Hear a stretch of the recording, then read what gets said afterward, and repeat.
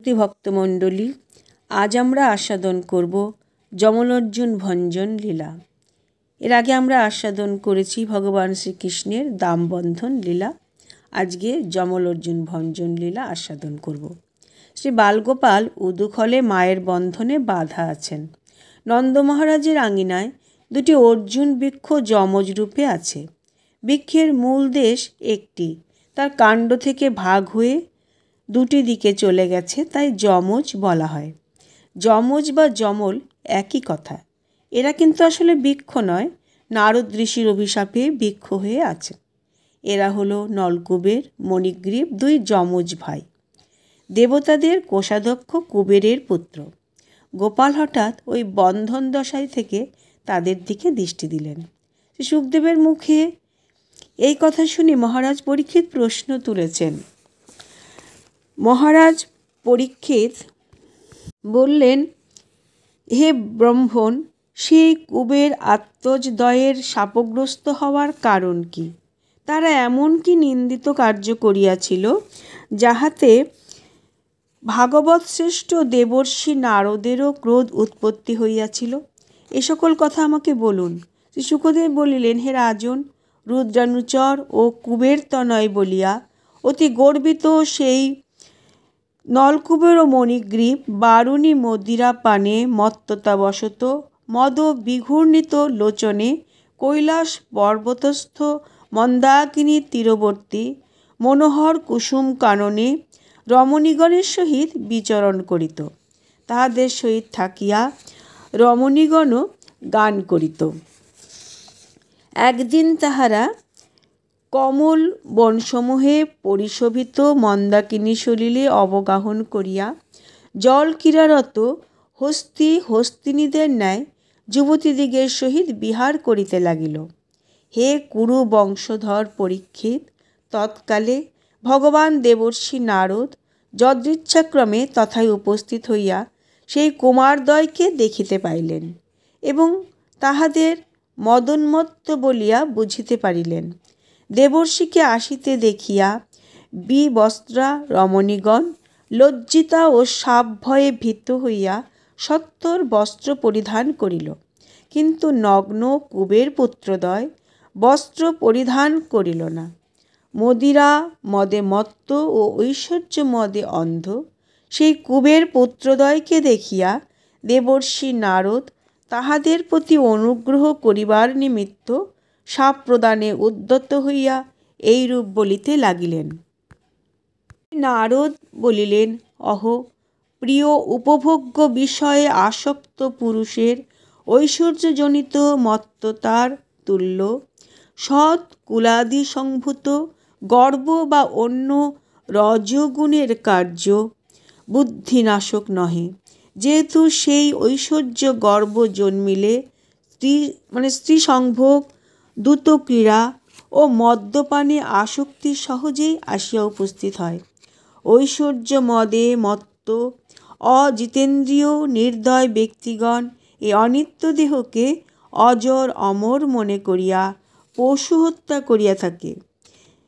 যে দেহ নরদেব অর্থাৎ রাজা, ভূদেব অর্থাৎ ব্রাহ্মণ প্রভৃতি নামে আখ্যাত হইয়াও পরিশেষে কৃমি, বিষ্ঠা বা ভস্যে পরিণত হয়, এতাদৃশ দেহের নিমিত্ত যে প্রাণীহিংসা করে, যাহার ফল নরক প্রাপ্তি, সে নিজের ভালো কিসে হয় জানে না। এ দেহ কাহার ধন? অন্নদাতার অথবা জন্মদাতা পিতার, মাতার কিংবা মাতামহের, বলবানের অথবা ক্রেতার, অগ্নির কিংবা কুকুরের? প্রকৃতি হইতে এই দেহের উৎপত্তি এবং প্রকৃতিতে ইহার লয় হইয়া থাকে। এইরূপ সাধারণের ধন দেহকে আত্মা মনে করিয়া কোনো বিদ্বান ব্যক্তি প্রাণীহিংসা করেন? ঐশ্বর্য মদে অন্ধ অজ্ঞ ব্যক্তিগণের দরিদ্রতাই অন্ধতা নাশক শ্রেষ্ঠ অঞ্জন। দরিদ্র ব্যক্তি ভূতগণকে আত্মতুল্য মনে করে বলিয়া কখনো প্রাণীহিংসা করে না। যাহার অঙ্গে একবার কণ্টকবিদ্ধ হইয়াছে, সেই ব্যক্তি অপরের মলিন মুখ দেখিয়া কণ্টকবিদ্ধ হওয়ার দুঃখ যে সকলেরই সমান তাহা বুঝিতে পারে। যাহার অঙ্গে কখনো কণ্টকবিদ্ধ হয় নাই, সে কখনো কণ্টকবিদ্ধের যাতনা বুঝিতে পারে না। দরিদ্র ব্যক্তি অহংকারাত্মক গর্ব এবং সকল প্রকার ঐশ্বর্যাদি মত্ততা হইতে মুক্ত। যদৃচ্ছাক্রমে প্রাপ্ত ক্লেশ তাহার পক্ষে পরম তপস্যা স্বরূপ। সর্বদা অন্ন চিন্তায় অস্থির দরিদ্র ব্যক্তির শরীর ক্ষুধায় শীর্ণ হইয়া যায়। ইন্দ্রিয়গুলিও দিন দিন বাসনাশূন্য হইয়া পড়ে। ফলে প্রাণীহিংসার প্রবৃত্তি নিবৃত্তি হইয়া যায়। সমদর্শী সাধুগণ দরিদ্র ব্যক্তিরই সাহচর্য করেন। সাধু সঙ্গবশত দরিদ্রের বিষয় তৃষ্ণা দূরীভূত হয় এবং চিত্ত অচিরেই নির্মল হইয়া থাকে।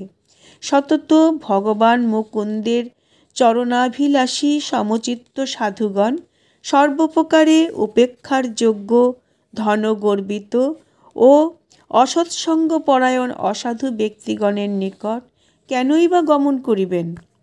অতএব ঐশ্বর্যমদে অন্ধ, বারুণী মদিরাপানে উন্মত্ত স্ত্রৈণ এই অজিতেন্দ্রিয় কুবের পুত্রদ্বয়ের অজ্ঞানজনিত গর্ব আমি দূর করিব। এই নলকুবের ও মণিগ্রীব নামক লোকপাল কুবেরের পুত্রদ্বয় ধনমদে আচ্ছন্ন ও অতিশয় উন্মত্ত হইয়া নিজেদের উলঙ্গ বলিয়াও বুঝিতে পারিতেছে না। সুতরাং ইহারা বৃক্ষজনি প্রাপ্ত হোক, তাহা হইলে ইহারা আর পুনরায় এইরূপ দুষ্কর্ম করিবে না। আমার অনুগ্রহে বৃক্ষজনিতেও ইহাদের পূর্বস্মৃতি অক্ষুণ্ণ থাকিবে। বৃক্ষজনিতে ইহাদের দেব পরিমাণে শতবৎসর অতীত হইলে পর আমার অনুগ্রহে ইহারা ভগবান শ্রীকৃষ্ণের সান্নিধ্য লাভ করিবে এবং পুনরায় দেবভাব প্রাপ্ত হইয়া ভগবানের প্রতি ভক্তিযুক্ত হইবে। এই কথা বলিয়া দেবর্ষি নারায়ণ আশ্রমে গমন করিলেন। নলকুবের ও মণিগ্রীব দুইটি অর্জুন বৃক্ষ হইয়া গোকুলে বাস করিতে লাগিল। আজ তাহাদের কাল পূর্ণ হইয়াছে। ভগবান শ্রীহরি ঐরূপ উদুখলে বদ্ধ অবস্থায় ধীরে ধীরে অর্জুন বৃক্ষ দুইটির দিকে অগ্রসর হইতে লাগিলেন। উদ্দেশ্য ভক্তশ্রেষ্ঠ নারদের বাক্য সত্য করিবেন। ভাবিলেন, আমার প্রিয়তম নারদ এই দেবকুমারদ্বয় সম্বন্ধে যাহা যাহা বলিয়াছেন সবই করিব, ইহাদের উদ্ধার করিয়া ভক্তিমান করিব। এইরূপ মনে মনে ঠিক করিয়া উদুখলে বাঁধা ভগবান বালগোপাল সেই অর্জুন বৃক্ষ দুইটির মধ্যে দিয়া চলিয়া গেলেন। তাহার প্রবেশ মাত্রেই উদুখলটি তেরছা হইয়া পড়িয়া গেল। দামোদর নিজের দিকে অতি জোরে উদুখলটিকে টানিতে লাগিলেন। কি আশ্চর্য! এই বালকের টানেই প্রাচীন বৃক্ষ দুইটির মূল বন্ধন উৎপাটিত হইয়া গেল। বালকরূপী পরম পুরুষের বিক্রমে বৃক্ষের ডালপালা শাখা পত্র সকল থরথর করিয়া কাঁপিতে লাগিল। তারপর শোনা গেল এক প্রচণ্ড শব্দ, সমূলে উৎপাটিত হইয়া মহাবৃক্ষদ্বয় ভূমিতে পতিত হইল। তখন বৃক্ষ হইতে বহির্গত হইলেন দুইটি অগ্নির মতো উজ্জ্বল সিদ্ধ পুরুষ। তাহাদের দেহের তেজে 10 দিক ঝলকিত হইয়া উঠিল। নিকটবর্তী হইয়া তাহারা অখিল লোকনাথ শ্রীকৃষ্ণকে প্রণাম করিলেন। রজস্তম গুণ শূন্য হইয়া তাহারা যুক্ত করে স্তব করিতে আরম্ভ করিলেন। হে কৃষ্ণ, হে কৃষ্ণ, হে মহাযোগীন, আপনি নিখিল বিশ্বের আদি পরম পুরুষ। এই স্থূল জগৎ, সূক্ষ্ম জগৎ সকলে আপনার রূপ, এ কথা আমাদের নয়, যাহারা পরম তত্ত্বজ্ঞ তাহারাই বলেন। হে বিভু, সকল ভূতগণের দেহে ইন্দ্রিয়ের আপনি একমাত্র পরিচালক। আপনি কাল ও শক্তি, অপরিণামী ঈশ্বর বস্তু আপনি, ত্রিগুণময়ী মূলা প্রকৃতিও আপনি, সকল ক্ষেত্রের বিকারসমূহের অধ্যক্ষ অন্তর্যামী পুরুষও আপনি, দুয়ের মিলনজাত প্রথম সৃষ্টি মহত্তত্ত্ব আপনি। আবার আপনি প্রকৃতির অতীত, অপ্রাকৃত। প্রাকৃত কোনো বস্তু দ্বারা আপনাকে জানা যায় না। আপনি সকলের পূর্বে আছেন এবং গুণাতীত সিদ্ধরূপে আছেন। সুতরাং পরবর্তী কোনো গুণময় বস্তুর সামর্থ্য নাই আপনার সম্বন্ধে কিছু জানে। আপনি বিশ্ববিধাতা ভগবান বাসুদেব। আপনাকে স্তব করিবার সামর্থ্য নাই, কেবল নমস্কার করি। বৃক্ষের ডালপালা যেমন অনেক সময় ঝুলিয়া পড়িয়া বৃক্ষকে ঢাকিয়া ফেলে, সেইরূপ বলছেন আপনা হইতেই প্রকাশিত গুণময় জগৎ আপনাকে আচ্ছন্ন করিয়া রাখিয়াছে।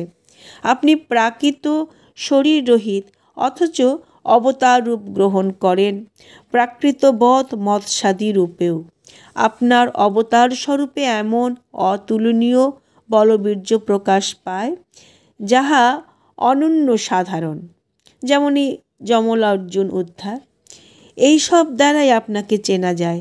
আপনি জগতের সকল লোকের ঐহিক, পারত্রিক, সর্ববিধ মঙ্গলের জন্য ও ভক্তগণের অভিলাষ পূর্ণ করিবার জন্য সম্প্রতি পূর্ণরূপে আবির্ভূত হইয়াছেন। হে পরম কল্যাণ, হে পরম মঙ্গলময়, আপনি যদুপতি, আপনি বাসুদেব, আপনি শান্তমূর্তি, আপনাকে নমস্কার করি। হে ভুমন, আমরা আপনার অনুচর কুবেরের কিঙ্কর।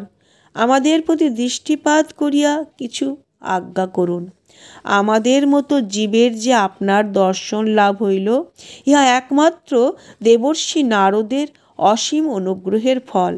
হে ভগবান, আমরা দেবদেহ পাইয়া সেই দেহেন্দ্রিয়ের অসৎ ব্যবহার করিয়াছিলাম। দেবর্ষি সেই জন্য ইন্দ্রিয়শূন্য বৃক্ষ করিয়াছিলেন।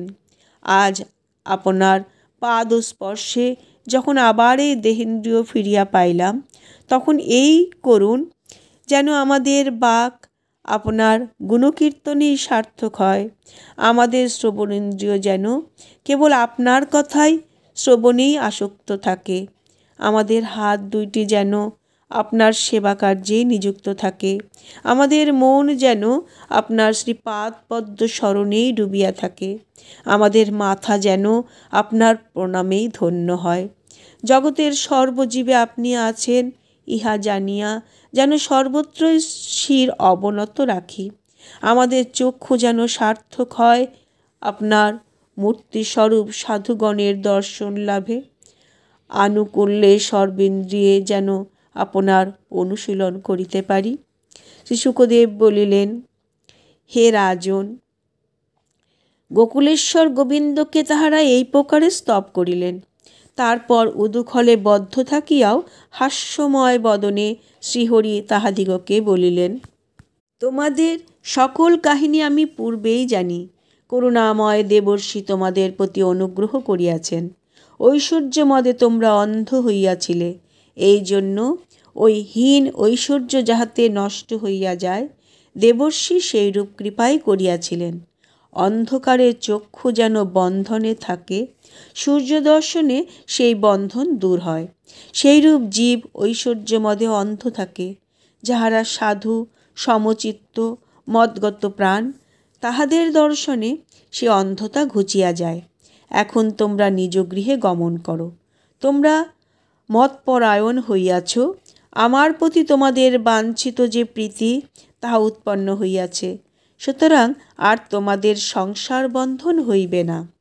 এই সকল কথা শ্রবণ করিয়া দুই ভাই শ্রী ভগবানকে পরিক্রমা করত পুনঃ পুনঃ প্রণত হইলেন। উদুখলে বদ্ধ বালকরূপী শ্রীহরিকে আপ্যায়ন করিয়া তাহারা উত্তর দিকে স্বগৃহে গমন করিলেন। দেবকুমারদ্বয় শ্রীকৃষ্ণকে প্রণাম করিয়া যথাস্থানে চলিয়া গেলে পর বৃক্ষপতনের শব্দ পাইয়া নন্দরাজ গোকুলে ছুটিয়া আসিলেন। তিনি বন্ধনগ্রস্ত গোপালের বন্ধন খুলিয়া দিলেন। কিভাবে যে বৃক্ষদ্বয়ের পতন হইল তাহা বুঝিতে পারিলেন না, কিন্তু গোপালের যে একটা বিপদ কাটিয়া গেল নারায়ণের দয়ায় তাহা বুঝিলেন। ভক্তরাজ নারদের অভিশাপ প্রদান, বন্ধনগ্রস্ত ভগবান কর্তৃক বৃক্ষযুগলের বন্ধনমোচন ও মুক্তি, এই লীলার বৈচিত্র্য। ভক্তের অভিশাপ ও অনুগ্রহ। দুই ভাই পরম ভক্ত হলেন। ভক্ত দর্শন ব্যর্থ নয়। ভগবান যখন ভক্তাধীন, তখনই তার কারুণ্য শক্তির অধিক প্রকাশ। মুক্তিদাতাকে মুক্তি দিলেন পিতানন্দ। বাৎসল্য প্রেমের এই এক অসাধারণ সামর্থ্য। এই লীলার এই হলো অপূর্ব বৈশিষ্ট্য। সেই ভগবান শ্রীকৃষ্ণের চরণে আমি আমার ভক্তিপূর্ণ প্রণাম নিবেদন করে আজকের মতো ভাগবত পাঠের আমি এখানেই বিশ্রাম দিচ্ছি। কৃষ্ণায় বাসুদেবায় হরয়ে পরমাত্মনে প্রণত ক্লেশনাশায় গোবিন্দায় নমো নমঃ।